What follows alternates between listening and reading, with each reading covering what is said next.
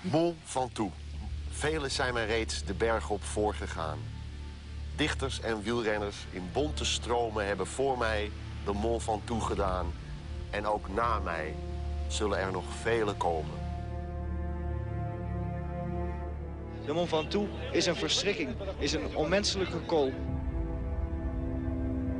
Het symboliseert een beetje de zwaarte van die berg, denk ik. Hè? Dat je daar kunt overlijden. Hij werd in de 14e eeuw al door een monnik de weg naar de hel genoemd.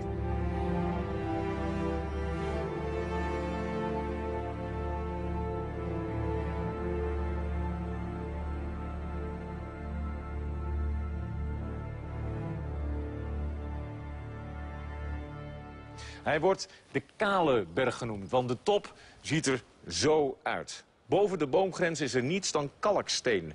Een maanlandschap ontstaan door de mistral, de wind die de helft van het jaar met snelheden van soms 250 km per uur alle leven van de top van de Mont Ventoux blaast. De Kale Berg is een verschrikking voor iedere wielrenner. Legendarische toerwinnaars als Eddy Merckx, Ferdy Cupler en Miguel Indurain gingen er bijna ten onder.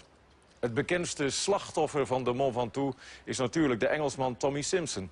Hij overleed 3 kilometer onder de top tijdens de Tour van 1967... als gevolg van uitputting, oververhitting en amfetaminegebruik. Zo er een hel van het noorden is, dan is de Ventoux de hel van het zuiden.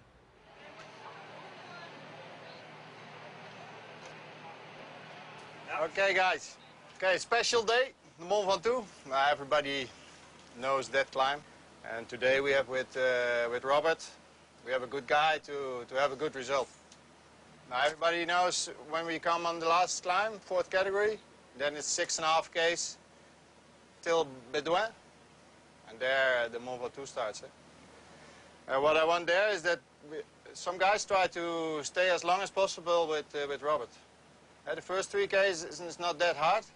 It starts after that when you come in the woods, then the steepest parts are coming. Iedere wielrenner droomt van de Ventoux. Van een junior tot een grote prof.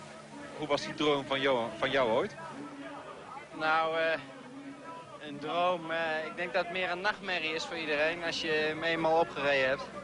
Want het is echt verschrikkelijk zwaar. De Tour de France is een droom om te rijden. En dan alles wat daarbij komt, dat is speciaal. En de Mont Ventoux, het was een tijdrit.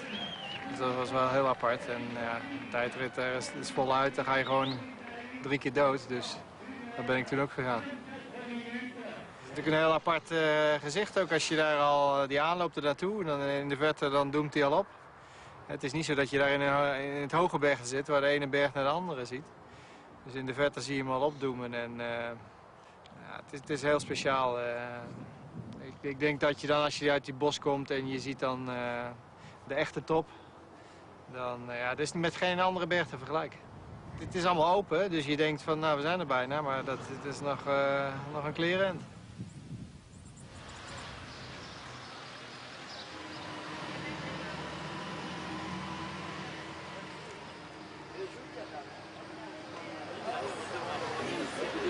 Le Ventoux, ce n'est pas qu'une pente à escalader.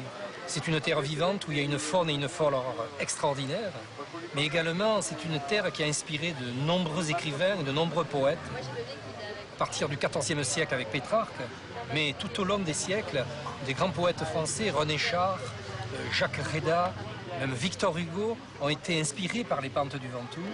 Et je crois que c'est important de dire que derrière l'aspect très médiatique du Tour de France, tous les autres jours de l'année, c'est une terre qui reprend son mystère et qui reste présente pour des regards qui ne sont pas forcément sportifs, mais des regards littéraires et parfois des regards spirituels.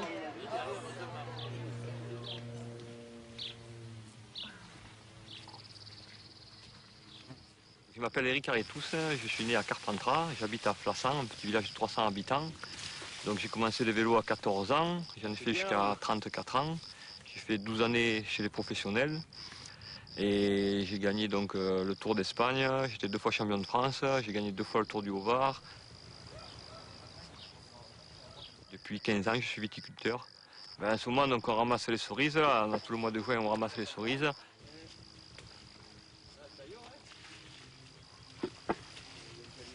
Donc comme j'ai gagné 3 années de fil le Ventoux, c'est ce qui m'a permis de m'appeler l'homme du Ventoux. En plus comme j'habite au pied et que je le connais très bien, hein, c'est ce qui m'a révélé au grand public. En plus mon nom il rime avec le Mont Ventoux, ça tombait bien, Carré-Tous du Mont Ventoux. Et bon, c'est sûr que tous les matins quand je me lève, même maintenant, je regarde tout le temps pour regarder le temps qu'il va faire dans la journée, puis même pour le plaisir des yeux, parce que le Ventoux il n'est jamais de la même couleur. Là aujourd'hui il va être vert, demain il va être bleu, suivant le ciel. Dans l'hiver il est marron, après il est un peu jaune quand les feuilles tombent. Et donc il change tous les jours parce que le Ventoux change. C'est pour ça que j'ai plaisir à regarder plusieurs fois par jour, même encore maintenant.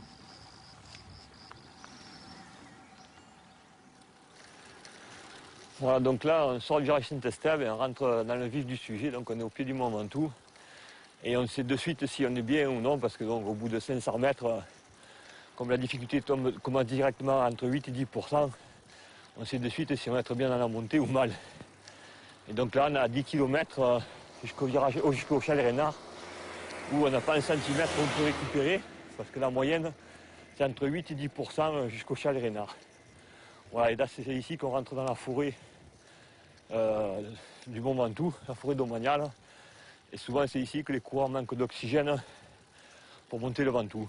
Et donc, ceux qui vont faire le gros péto, je pense c'est ici qu'ils vont commencer à crier.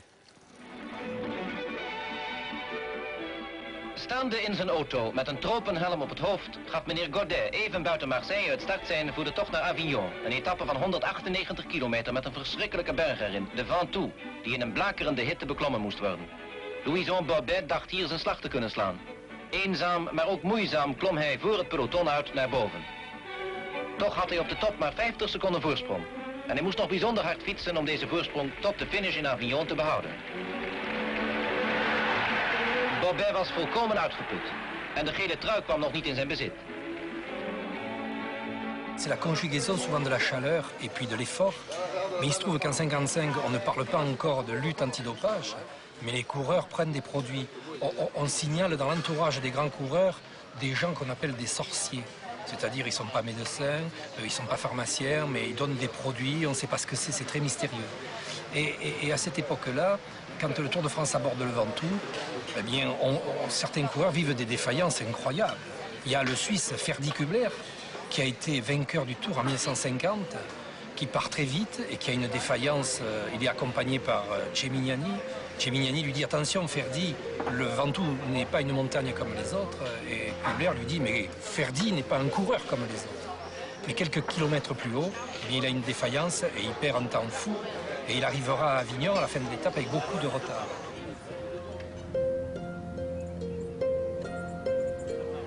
Et quand il est arrivé à Avignon, il était dans un état encore de grande fatigue et il a dit « Le Ventoux a tué Ferdi ».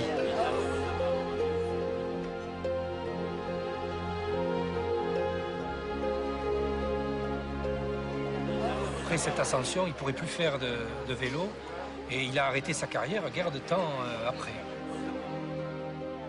Mais outre Kubler, il y a le Français Maléjac qui lui tombe, s'évanouit et il ne recouvrera la conscience, sa connaissance qu'à l'hôpital à Carpentras, plusieurs minutes après.